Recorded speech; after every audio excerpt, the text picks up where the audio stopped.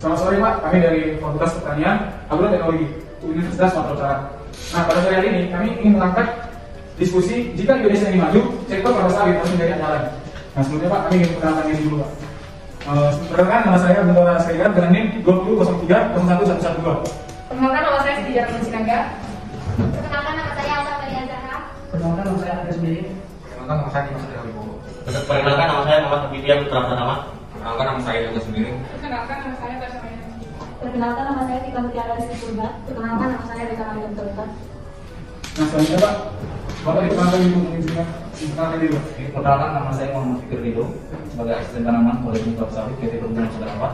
Saya juga alumni dari Agro Ekoteknologi. Saya tamat di tahun 2015. Mungkin sekian dulu ya perkenalan kita. Nah, jadi Pak, masuk ke pertanyaan diskusi pertama Pak, yang akan ditanyakan oleh Aditya. Jadi Pak, bagaimana syarat tumbuh kelapa sawit? Oke, syarat tumbuh kelapa sawit sebenarnya bisa kita lihat dari tabel kriteria sesuai lahan untuk kelapa sawit. Tapi secara umum bisa kita simpulkan bahwasanya sawit itu dapat tumbuh pada berbagai tinggian tempat. Tapi nanti dari titik paling tinggi dia harus menjadi papan batas di tinggian tanah yang rendah, misalnya di pantai juga dia mempunyai papan batas. Namun intinya kelapa sawit ini memerlukan suplai air yang relatif banyak karena dia butuh air untuk produksi di sepanjang tahun. Kemudian hujan yang ideal untuk kelapa sawit itu berkisar di 1.700 sampai 2.500 mm per tahun. Kemudian dia memerlukan lama penyiraman itu kurang lebih 5 sampai 7 jam per hari untuk mendorong pertumbuhan bunga, pertumbuhan tanda. Dan kelapa sawit juga dapat tumbuh pada berbagai jenis tanah baik mineral maupun gambut. Namun produksinya juga akan tergantung pada jenis tanahnya. Oke Pak, selanjutnya Pak, pertanyaan kedua akan ditanya oleh Yoga Pak. Kira-kira Pak, sumber bahan tanaman kelapa sawit unggul dan tanaman untuk tanah seperti apa yang bisa digunakan oleh PTP? Oke, untuk bahan tanaman yang kami pakai PTP 4, kami memakai bahan tanaman sendiri karena PTP 4 sudah terdaftar sebagai sumber benih sesuai dengan surat keputusan Menteri Pertanian sejak 2016. Kemudian kami juga memakai bahan tanaman produksi dari PTKS dan PT Sekilu serta PT Longkung. Nah, untuk tanaman penutup tanah yang selama ini kami pakai adalah Mucuna bracteata. Kenapa kami pakai itu? Karena dia dan kemampuan coveringnya atau kemampuan menutupnya itu lebih cepat dibandingkan dari LCC yang lain.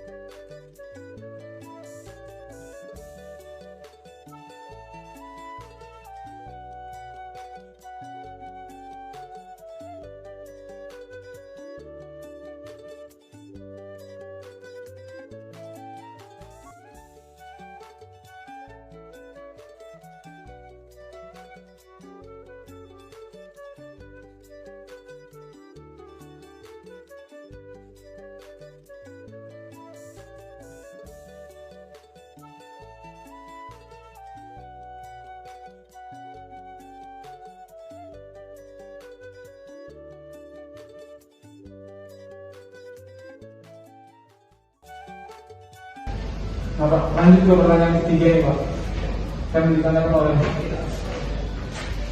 Elsa Pak. Untuk serangkaian tahapan pembibitan di PTPN tadi nih Pak, gimana prosesnya? Nah, ini sebenarnya pembibitan cukup banyak yang harus kita jelaskan. Jadi di PTP 4 ini menggunakan sistem pembibitan yang double stage, di mana ada 2 tahap. Ada tahap pre-nursery dan yang tahap kedua adalah tahap mid-nursery. Nah, pre-nursery ini gimana sih Pak? Nah, kita bisa bertanya situ kan. Pre-nursery ini adalah kita menanam kecambah kelapa sawit pada polybag kecil. Polybag dengan ukuran yang saya lihat dulu ya. Kurang lebih dia 22 x 14 cm selama 3 bulan. Selama 3 bulan kita tanam di bawah naungan. Itu kita bisa memakai paranet ataupun kalau yang tradisionalnya itu dengan menggunakan pelepah sawit bisa, pelepah kelapa juga bisa. Kemudian pada saat itu di umur ke-3 bulan kita akan memindah tanamkan ke fase main nursery. Main nursery ini apa perbedaannya dengan pre-nursery? Main nursery ini menggunakan polybag yang lebih besar, 55 x 40 dengan jarak tanam kurang lebih 90 x 90 x 90.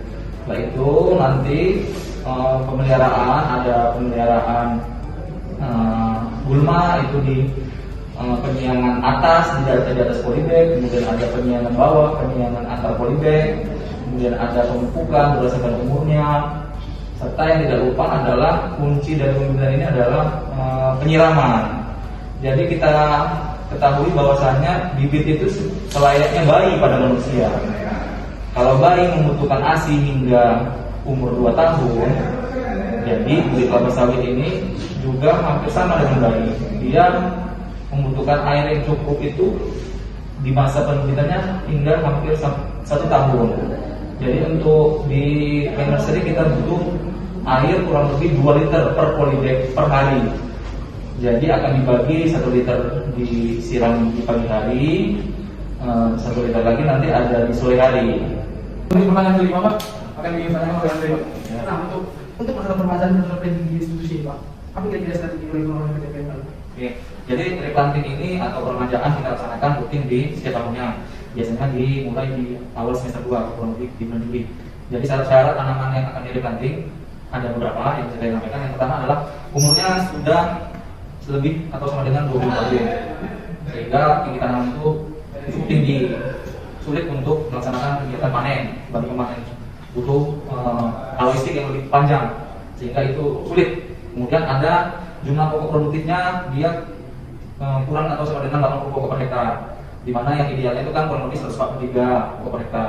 Nah, itu biasanya terjadi pada tanaman-tanaman yang terkena serangan jamur. Yang ketiga adalah produktivitas TBS per hektar per tahun itu dia 12 ton per hektar. Di bawah itu baru bisa kita permajakan. Oke. Iya. Jadi kan Bapak ada bahas tentang penting itu menggantikan tanaman kedua, jadi tanaman berbagi. Pertanyaan saya Pak, apa yang jadi tanaman berbagi Pak? Apa yang dilakukan institusi ini dan tanaman berbagi Pak? Oke, baik, pertanyaannya bagus. PTPN 4 dalam melaksanakan permajaan atau replanting akan dimulai dari melaksanakan tumbang pokok. Tumbang pokok itu menggunakan alat, kemudian akan kita chipping. Chipping itu secara gampangnya adalah membuat batang kelapa sawit itu menjadi potongan yang lebih kecil dengan menggunakan alat. Jadi ini batang kita akan potong sampai dengan ujungnya, sampai dengan bagian daun itu kurang lebih 16 cm. Kemudian itu buat hasil potongannya akan dikumpulkan di jalur depan, dan setelah itu akan dilakukan pengolahan tanah, penanaman LCC, pembuatan lubang tanah, kemudian dilaksanakan penanaman kelapa sawitnya. Selanjutnya Pak, jadi bagaimana konsep penanaman kelapa sawit yang tepat diterapkan di PTPN 4 ini? Oke, sekarang ini kan zaman IT ya kan, zaman teknologi. Jadi PTPN 4 dalam hal pertanian presisi ini kami menggunakan JIS dan juga kalau bisa kita bilang namanya pesawat nirlawak atau UAV atau drone. Jadi dalam mapping, kegiatan mapping, pemetaan, perencanaan pembuatan jalan, jembatan, saluran air, gorong-gorong, kemudian titik tanam menggunakan data dari drone, sehingga data ini tepat menggunakan titik-titik koordinat. Jadi penanaman ini juga sudah presisi. Mungkin tidak 100% presisi karena di lapangan kan ada bentang alam, misalnya ada saluran air, ada sungai, ya kan, yang harus kita geser di tanahnya tidak sesuai dengan yang seharusnya. Mungkin itu bisa saya jawab. Nanti Pak untuk pertanyaan 9 akan tanya oleh kita. Setelah melakukan penanaman baik pemeliharaan ataupun pembibitan yang baik, kan tidak menutup kemungkinan terjadi permasalahan tanaman belum menghasilkan. Kira-kira apakah di PTPN 4 ini sering terjadi dan jika terjadi, bagaimana upaya penanggulangannya? Baik, untuk TBM tanaman belum menghasilkan ini kan kategorinya ditanam di tanaman yang berumur 1 hingga 3 tahun. Jadi ada TBM 1, ada TBM 2, dan ada TBM 3. Nah, seperti kita ketahui banyak umum di TBM 4 ini berbatasan langsung dengan area pemukiman warga, di mana warga yang sudah memiliki hewan ternak. Nah, hewan ternak ini sebagai musuh yang utama pada fase tanaman belum menghasilkan, seperti sapi, ada kambing dan biri. Jadi untuk menanggulanginya dalam program replanting kami melaksanakan pariwisata ternak. Pariwisata ternak itu dibuat dengan ukuran 4 meter lebar atas, kedalaman 3 meter, lebar bawah 2,5, yang akan dibuat di sekeliling blok yang akan direplanting dan membuat satu pintu masuk, sehingga sapi hewan ternak ini tidak dapat masuk ke dalam blok dan tidak dapat merusak tanaman TBM.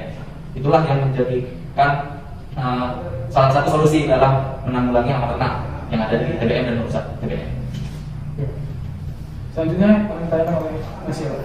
Ya, selanjutnya setelah melakukan pemilihan, pengembangan, pembukaan lahan, serta penanaman tertentu sering terjadi sama-sama. Kira-kira jenis apakah tanaman yang sering menyerang kelapa sawit dan bagaimana upaya penanggulangannya? Baik, kalau tanaman dari kelapa sawit ini sebenarnya dia hampir sama di fase TBM dan fase TM. Tapi yang utama kalau di fase TBM itu adalah hama kumbang badak atau kumbang tanduk. Orang artinya Oryctes spinoceros. Dia menyerang pupus sehingga pupusnya itu patah, bengkok, sehingga batang daunnya akan keluar terhambat untuk pecah atau untuk berkembang dan dapat menyebabkan kematian pokok. Jadi pengendalian yang kita laksanakan adalah yang pertama pengendalian secara mekanis, kita kutip larva yang ada di dalam mati. Pengendalian secara kimiawi kita menggunakan insektisida berbahan aktif sipermetrin dengan rotasi 10 hari sekali untuk fase TBM. Nah, kalau untuk ulat makan daun kelapa sawit yang biasa menyerang kelapa sawit itu ulat api, ulat kantong, dan ulat bulu. Nah, kalau untuk di sini yang lebih sering adalah serangan ulat kantong dengan jenis Marcella corbeti, Metisaplana, dan Treuma pendula. Itu yang kita laksanakan pengendaliannya adalah dengan cara injeksi batang. Injeksi batang adalah dengan perlakuan mengebor batang kelapa sawit, kemudian menginjeksikan insektisida berbahan aktif asefat, sehingga bahan aktif asefat ini akan masuk ke seluruh jaringan tanaman, ditransport dari silem ke phloem, sehingga bahan asefat ini sudah berada di daun kurang lebih 7 hari. Ketika ulatnya dimakan, dia akan racunan. Nah, itu untuk hama yang ada di TBM maupun TM. Jadi kalau tadi penggunaan insektisida asefat ini ada kira-kira yang mesti didiamkan untuk kelapa sawit. Kemudian yang respon kira-kira.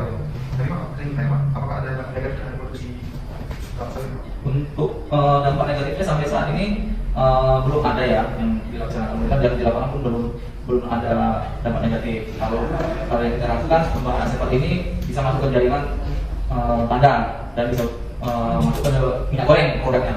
Namun untuk saat ini juga belum pernah ditemukan kontaminasi asefat di kandang persika.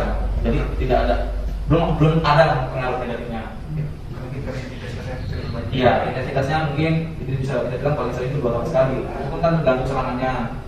Jadi ada ambang batas ekonomi di mana di atas ambang baru kita kendalikan, di bawah ambang kita masih melakukan pemantauan atau monitoring atau sensus.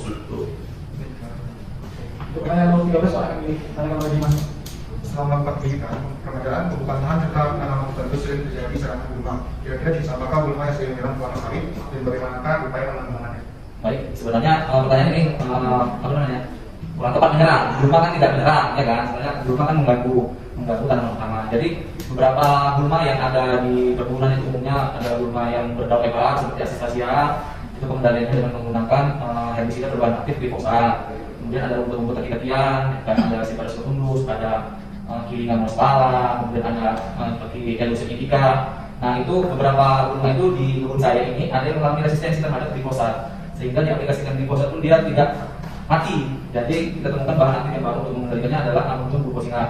Kemudian ada juga gulma-gulma pakisan seperti Pakis nephrolepis, ada Pakis kawat, itu bisa kita kendalikan dengan herbisida berbahan aktif paraquat. Untuk pertanyaan terakhir nih Pak, akan ditanya oleh Siti. Nah, tadi kan Pak, sesuai dengan topik kami. Tadi kan topiknya jika Indonesia ingin maju, sektor kelapa sawit harus menjadi andalan. Nah, berarti kan dari topik ini kita ingin menjadikan sektor usaha sawit ini dalam sistem keberlanjutan, gitu Pak.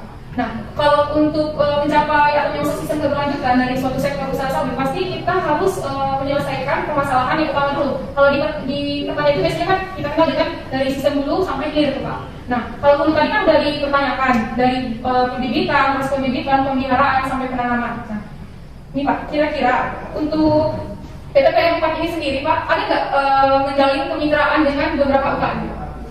Untuk UKM kemitraan dalam bidang yang non sawit saya rasa ada.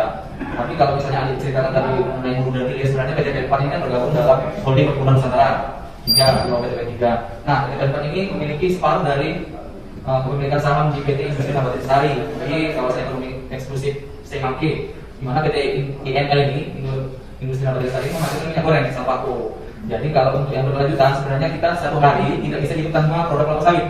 Dimulai dari bangun tidur ya, dari mulai kita gosok gigi, dari mulai kita mandi, dari mulai kita pakai make up, mungkin yang perempuan, bedah, lipstick itu dari kebutuhan minyak kelapa sawit. Kemudian ada program pemerintah dalam pemanfaatan CPO menjadi bahan bakar biodiesel, itu sudah dilaksanakan oleh pemerintah di UPT Paju di Sumatera Selatan. Jadi ke depan mungkin perkebunan kelapa sawit ini menjadi satu-satunya industri yang sustainable, yang dari hulu ke hilir itu sudah ada produknya. Nah, dan bisa digunakan siapa ada dan di mana ada. Dan satu lagi, kenapa banyak black campaign untuk industri kelapa sawit dan terutama di Indonesia? Karena kelapa sawit merupakan pohon atau tanaman yang dapat menghasilkan minyak nabati paling banyak per hektarnya dibandingkan minyak nabati yang dihasilkan seperti canola, jagung, bunga matahari itu lain. Nah, untuk target kami saja di PTPN 4 kami mencapai 7,5 ton CPO per hektar. Jadi itu mungkin dibandingkan dengan yang lain itu sudah 7 hingga 8 kalinya, sehingga mereka menganggap sawit ini menjadi saingan bisnis. Muncullah black campaign itu. Tapi industri sawit tidak akan kita diam karena sudah ada lembaga seperti RSPO dan ISPO mengatur bagaimana keberlanjutan industri sawit ini akan lingkungan. Semua perusahaan kelapa sawit akan mengacu pada standar-standar itu untuk memenuhinya, sehingga industri ini akan sustainable dari sekarang hingga nantinya. Kemudian Pak, untuk PTPN 4 ini kan ada sektor industri dan ada sektor ini kan, apakah ada dari kerjasama dari untuk pendidikannya ini PTPN 4 adakah kerjasama dengan beberapa PPKS? Oke, dalam artian itu ini ya, di tempat saya Balai Kelapa Sawit ini merupakan kerjasama operasi antara PT Perkebunan Nusantara 4 dan Pusat Penelitian Kelapa Sawit, ya kan? Dan di mana material genetik ini merupakan kekayaan intelektualnya PPKS, namun ditanam di sini, dikelola di sini, dan menjadi satu aset biologis. Di kedepannya akan juga dihasilkan varietas-varietas baru karena kita mengintroduksi varietas-varietas dari originnya, dari asal kelapa sawit itu Afrika. Jadi kita ada varietas yang ada dari Angola di sebelah kantor kita, dari Kamerun, kemudian dari Elas Olivera.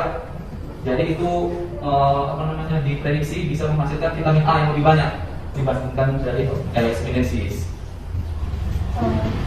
Selanjutnya Pak, dari PTPN 4 Adelina ini apakah ada pembibitan atau PPKS ini? Kan tadi kan setelah tadi kan PTPN 4 Adelina yang saya tangkap bahwasanya memiliki kerjasama dengan beberapa PPKS untuk pembibitannya. Nah, kemudian untuk pembibitan yang dibudidayakan di sini, apakah kan biasanya tuh di PPKS itu ada jual beli juga kan untuk masyarakat. Kira-kira dari PTPN 4 ini setelah mengintroduksi bibit dari beberapa PPKS sebagai kemitraan, apakah ada penjualan juga ke masyarakat? Oke, di PTPN 4 khususnya kali ini kita menyediakan bahan tanaman unggul berbentuk kecambah dan bibit untuk perusahaan dan perorangan. Jadi petani pun bisa membeli kecambah dan bibit di sini. Silakan hubungi di nomor 2 ini. Baik Pak, selanjutnya Pak, itu tadi kan berarti yang saya mau juga kembali bahwasanya PTPN 4 juga ada proses penjualan ke konsumen gitu. Ya. Nah, biasanya tuh Pak dalam proses penjualan bibit atau kecambah itu ada nggak masa garansi? Kalau masa garansi tidak ada, tapi kami menambahkan ekstra dari jumlah pesanan. Misalnya dia pesanan 1000 butir, jadi kami kasih ekstra 5% untuk menjaga-jaga apabila nanti dalam perjalanan ada yang kondisinya rusak, kondisinya patah ataupun busuk misalnya. Jadi kalau misalnya dia 5%, pelanggan bisa melaksanakan komplain. Nanti kita akan urut bagaimana sebenarnya handling dia, asal handling atau asal pengiriman, apakah ada masalah kami di sini. Nah, nanti bisa diajukan komplain, jika kami terima nanti akan kami ganti dengan sesuai pesanannya. Nah, biasanya nih Pak ya, tadi kan seperti Bapak bilang bahwasanya ada proses penjualan itu kalau misalnya dikasih ekstra kayak untuk menjaga apabila ada kerusakan gitu Pak. Kalau misalnya ada kerusakan di lapangan, setelah sampai di lapangan bisa kemudian ke instansi ini gitu. Nah, kira-kira Pak sejauh ini selama PTPN ini berkembang, untuk persentase permasalahan bibit tidak layak di lapangan itu, kecaman tidak layak di lapangan itu seberapa besar Pak? Kira-kira? Kalau untuk komplain kita sangat sedikit ya, karena kita menggunakan pengemasan yang lebih safety. Jadi kita melapisi kantung cabai itu dengan busa, kotaknya yang lembut, tidak keras, dan kita basahi supaya dia tetap lembab. Nah, kalau komplain itu yang di atas 5% kerusakannya itu paling hanya 5 orang dalam 5 tahun terakhir. Tapi kalau misalnya komplainnya di bawah 5%, berarti sebenarnya kan itu sudah melebihkan dari jumlah pesanan dia. Nah, itu kan suatu keuntungan bagi konsumennya. Misalnya dia pesan 1000, 5%-nya itu kurang lebih 20 ya kan? 5%, 50. Kalau misalnya rusaknya hanya 15, dia kan ada lebih 35-nya lagi. Jadi begitu. Baik Pak, tadi berapa banyak juga nih informasi yang kami dapat dari Bapak, mulai dari proses pembibitan, pemeliharaan, sampai bagaimana penanaman dan pengendaliannya gitu. Nah, mungkin itu saja Pak diskusi kita pada hari ini, diskusi lengkap tentang sektor usaha sawit gitu Pak. Bagaimana walaupun ini dalam skala kecil, kita mengambil sampelnya di instansi PTPN 4 Adolina gitu. Nah, mungkin dengan adanya diskusi lengkap ini, yang nantinya video ini akan kami publikasikan ke khalayak ramai dan dapat menjadi parameter bagaimana cara kita membudidayakan kelapa sawit untuk mencapai sistem keberlanjutan di masa depan. Jadi demikianlah Pak hasil diskusi kami ucapkan terima kasih.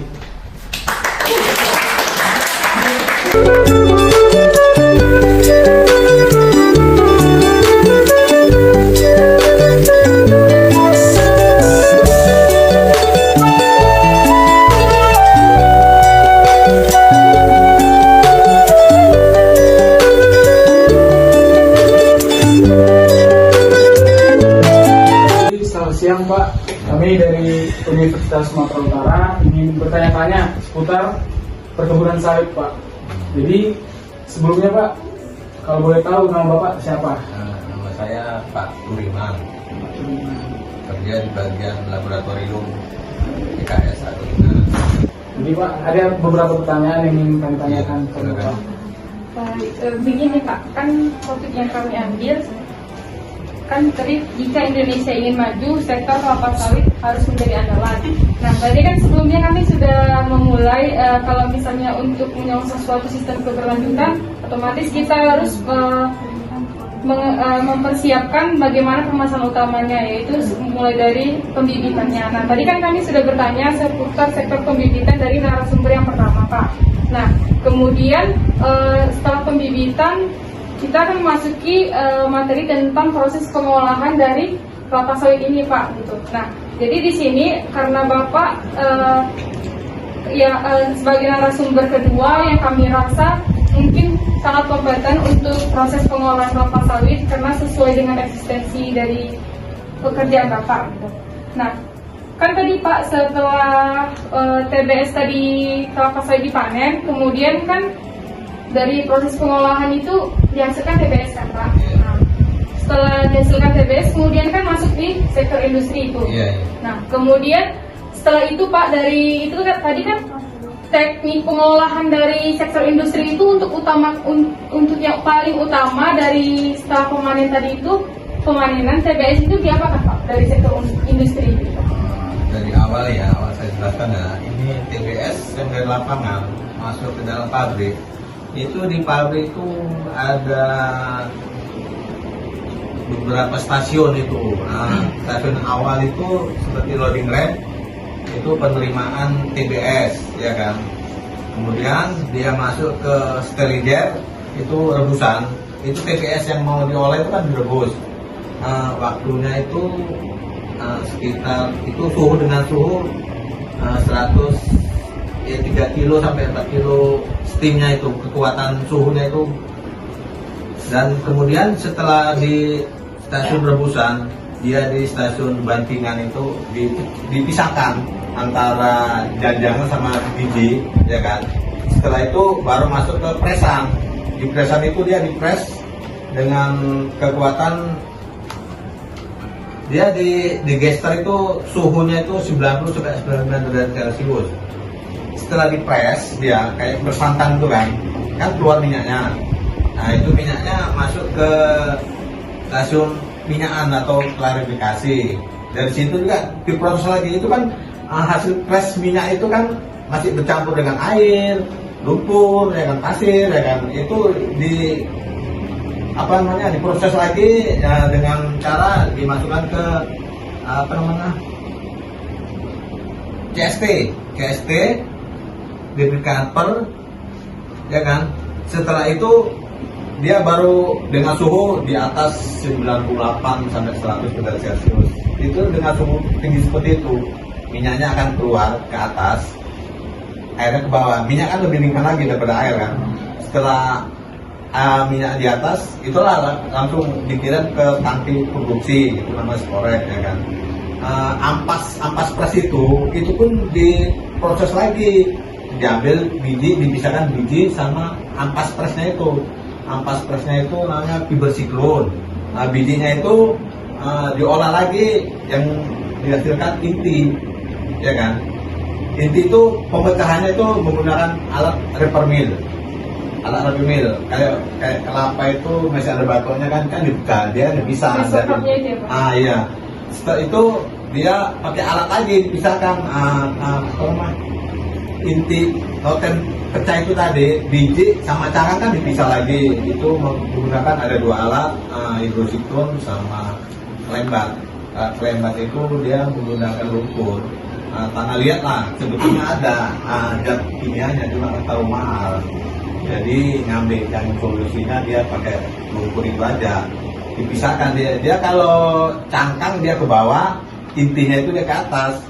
Itulah setelah intinya pisah dari cangkang, inti itu tadi dimasukkan ke KD, ya kan. Dalam KD itu dipanaskan lagi dengan di atas suhu 60 sampai 80. Setelah intinya itu masak, itulah yang bisa dimasak, diproses kembali jadi minyak KKO.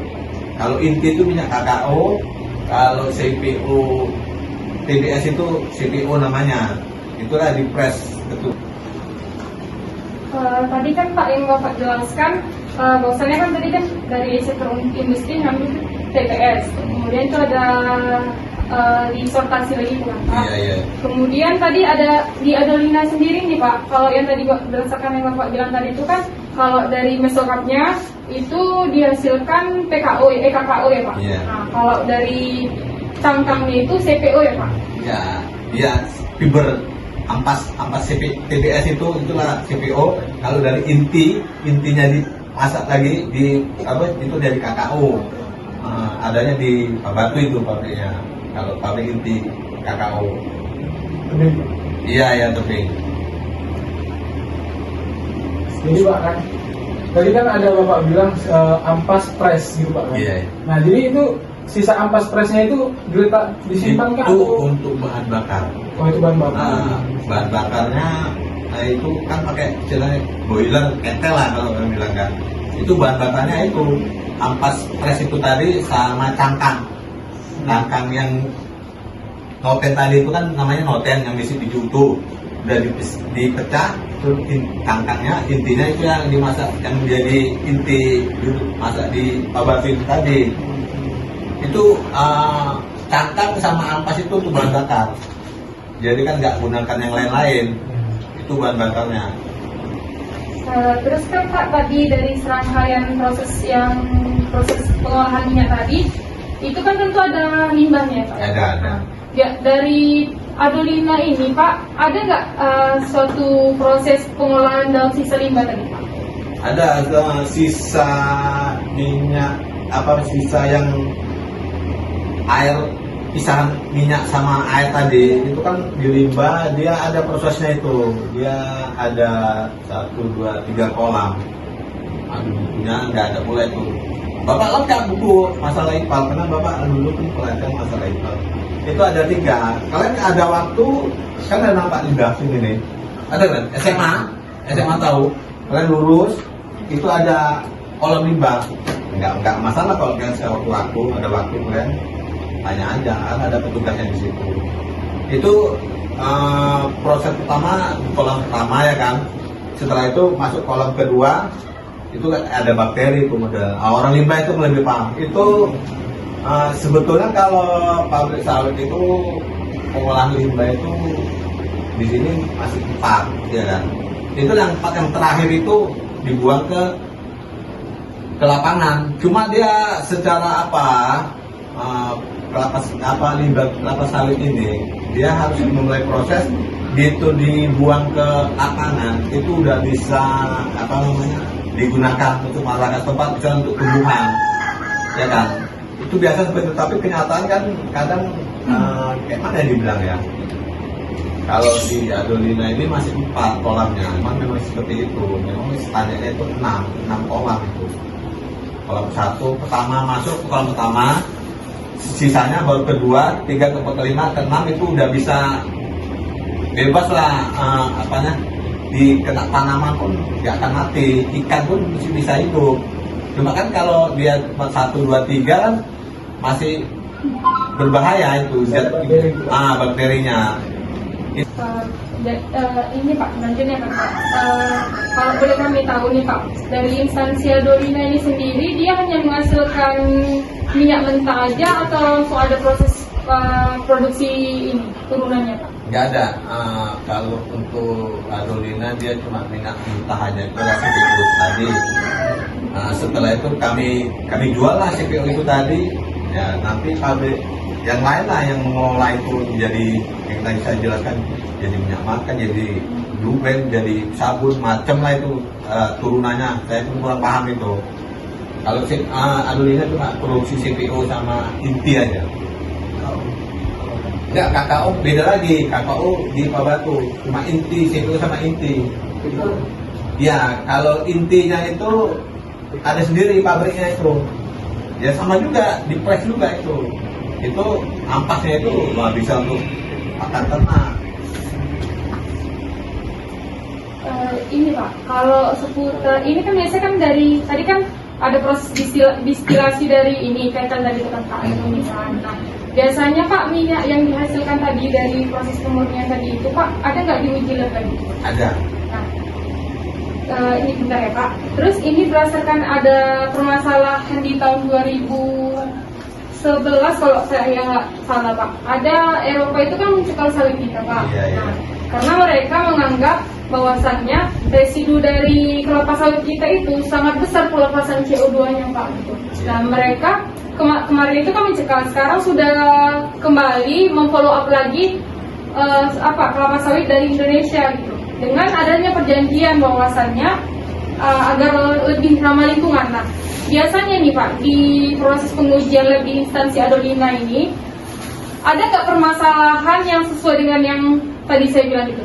Ada dengan hasil dari minyak yang tadi, dari ketan tadi itu, di hasil uji lab kan ternyata permasalahannya kadar dari pelepasan CO2-nya itu sangat besar. Sejauh ini ada nggak Pak? Sejauh ini kami uji minyak CPO ini hanya ALB, kadar asam, kadar air, dan kadar kotoran. Kalau masalah yang adik bilang tadi mana isi CO2-nya itu pabrik minyak sendiri. Kami hanya CPO yang kami periksa itu hanya itu tadi ALB, kadar air, kadar kotoran, cuma itu aja. Masalah yang adik bilang tadi itu pabrik sawit, pabrik minyak kelapa sawit yang memang dia produksi minyak kayak Bimoli, Simasa itu, nah itu situ.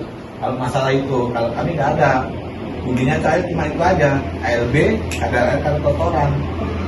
Berarti Pak, kalau untuk tadi kan di hasil uji lab di instansi yang diadakan Adolina ini dia hanya analisis dari kadar asamnya, terus kadar kotorannya. Nah, kira-kira Pak, parameter apa yang diterapkan dari Adolina ini untuk maksudnya sesuai standar untuk dilepas gitu Pak, untuk dijual ke lapangan gitu? Ada.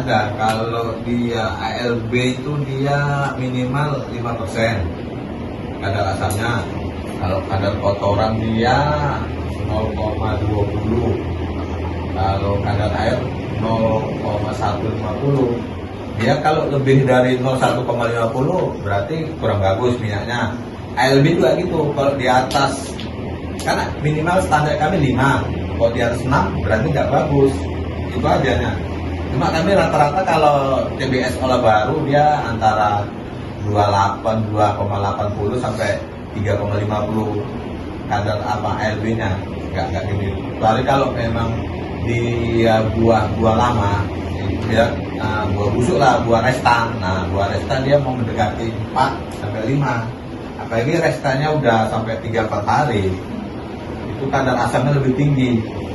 Sama kadar asam tinggi, kami kan sisa limbah itu kan masih ada terbuang minyaknya kan di apa itu ada pemutipan kami di Cineadolina, itu namanya ada Bakpit, baru Dorimpun. Nah itu Dorimpun itu mengambil sisa-sisa minyak yang terbuang, nah sisanya baru langsung ke limbah. Cuman kan istilahnya kan nggak mungkin murni semua bisa terkutip, pasti kan ada yang lewat, ya kan. Nah itu yang lewat itulah kadar asamnya pernah kami periksa di atas 9 sampai 10, kadang ada 12. Itu yang sisa minyak sisa yang lewat ke limbah, itu kami periksa di situ kadar asamnya antara 9 sampai 12. Tapi kalau memang TBS yang kami olah, apalagi TBS buah baru dan buah segar, itu ya sekitar 280 sampai 360 itu.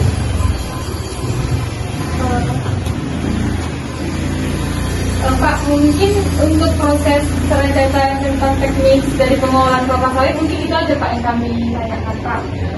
Nanti mungkin untuk proses pembibitan akan kami tanya ke narasumber yang Jadi Pak, demikianlah Pak sesi tanya jawab kami kepada Bapak. Semoga kiranya kami bisa mengerti apa yang Bapak jelasin.